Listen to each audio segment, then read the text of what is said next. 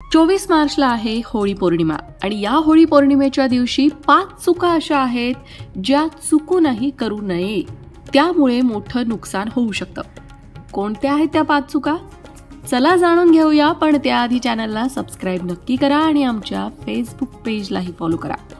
मंडळी, त्या 5 गोष्टींकडे वळण्याआधी होळी पौर्णिमा नक्की कधीपासून कधीपर्यंत आहे ते बघूया. फाल्गुन पौर्णिमा प्रारंभ होणारे 24 मार्च 2024ला सकाळी 9:54 आणि फाल्गुन पौर्णिमेची समाप्ती होणारे 25 मार्च 2024ला दुपारी 12:29. भारतीय संस्कृतीनुसार सूर्योदयाची तिथी मानण्याची प्राचीन परंपरा असल्यामुळे 25 मार्च रोजी पौर्णिमा तिथी असून होलिका प्रदीपन पूजा विधी मात्र 24 मार्च 2024ला प्रदोष काळानंतर करण्यात येईल आणि 25 मार्चला आहे धुलीवंदन. होलिका प्रदीपन करण्यापूर्वी तिचे पूजन करण्यात येते. होलिकेजवळ जाऊन पूर्व किंवा उत्तर दिशेकडे मुख करून बसून पूजा करण्यात येते. होलिकेस चारही बाजूने 3 किंवा 7 फेरे मारून कच्च्या धाग्याने बांधण्यात येते. शुद्ध पाणी आणि पूजा साहित्य एक एक करून होलिकेला समर्पित करण्यात येते. पूजेनंतर पाण्याने अर्घ्य देण्यात येते. प्रत्येक गावानुसार घरानुसार होळीची पूजा करण्याची प्रथा परंपरा वेगवेगळी असली तरी सगळ्यांसाठी एक गोष्ट मात्र लागू आहे आणि ती म्हणजे काही चुका होळीच्या दिवशी चुकू नये, करू नयेत म्हणून सांगितलं जातं.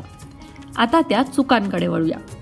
सगळ्यात पहिली चूक म्हणजे होळी पौर्णिमेच्या दिवशी असा एक गैरसमज आहे की होळी पेटवताना लाकडं किंवा त्या गौऱ्या या चोरून आणल्या जातात. हा एक गैरसमज आहे. चुकूनही होळीसाठी लाकडं किंवा गौऱ्या कुणाच्याही चोरून आणू नयेत. दुसरी गोष्ट म्हणजे कचऱ्याची होळी चुकूनही करू नका आणि खूप मोठी होळी सुद्धा करू नये. हे जरी मान्य आहे की चांगल्या वृक्षांची तोड करून होळी पेटवू नये, वाळलेलीच लाकडं होळीसाठी वापरावी, तरी सुद्धा कचऱ्याची होळी करू नये, त्यासाठी शेणाच्या गौऱ्या वापराव्या. होलिका दहन करताना निसर्गाची हानी होणार नाही याची देखील काळजी घ्यावी. तिसरा मुद्दा म्हणजे होळीच्या दिवशी चुकूनही मांस आणि मदिरा यांचं सेवन करू नये. होळीच्या दिवशी आपल्यामध्ये असलेल्या दुर्गुणांचं दहन करायचं असतं. या दिवशी कुठल्याही प्रकारची वाईट व्यसनं चुकूनही करू नये. होळी पौर्णिमेला ब्रह्मचर्याचं पालन करत ईश्वरी साधना आणि उपासनेमध्ये दिवस व्यतीत करावा. होळी पौर्णिमेच्या दिवशी केलेली उपासना ही माणसाला उत्तम फळ मिळवून देते. खास करून होळी पौर्णिमेच्या रात्री माता लक्ष्मीची उपासना केली असता आर्थिक अडचणीतून सुटका होते. मग या उपासनेमध्ये माता लक्ष्मीच्या मंत्राचा जप करणं असेल किंवा माता लक्ष्मीचं एखादं स्तोत्र पठण करणं असेल, या गोष्टी उपासनेमध्ये येऊ शकतात. त्यानंतरची गोष्ट म्हणजे सूर्यास्तापूर्वी होलिका दहन कधीही करू नये.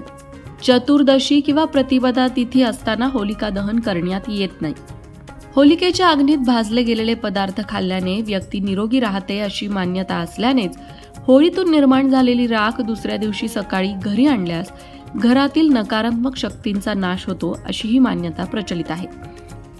होळी पौर्णिमेच्या पवित्र दिवशी कुणाशीही खोटं बोलू नये, कुणालाही फसवाफसवी करू नये. खरं तर या गोष्टी इतर वेळीही करू नये, पण खास करून होळीच्या दिवशी आपल्याकडून कुठलंही दुष्कृत्य होणार नाही याची काळजी अवश्य घ्यावी. होळीला गंध, पुष्प, गूळ, साबुदाणा, हळद, मूग, बत्तासे, गुलाल, नारळ, पुरणपोळी अशा गोष्टींची आहुती देण्यात येते. नवीन धान्याचा अंश जसं गहू, चणे इत्यादींची देखील आहुती देण्यात येते. होळीसाठी पूजास्थान शेणाने सारवून तिथे रांगोळी काढावी. मधोमध एरंड, माड, पोफळी अथवा ऊस उभा करावा. त्याच्या भोवती गोवऱ्या आणि सुकी लाकडं रचावी.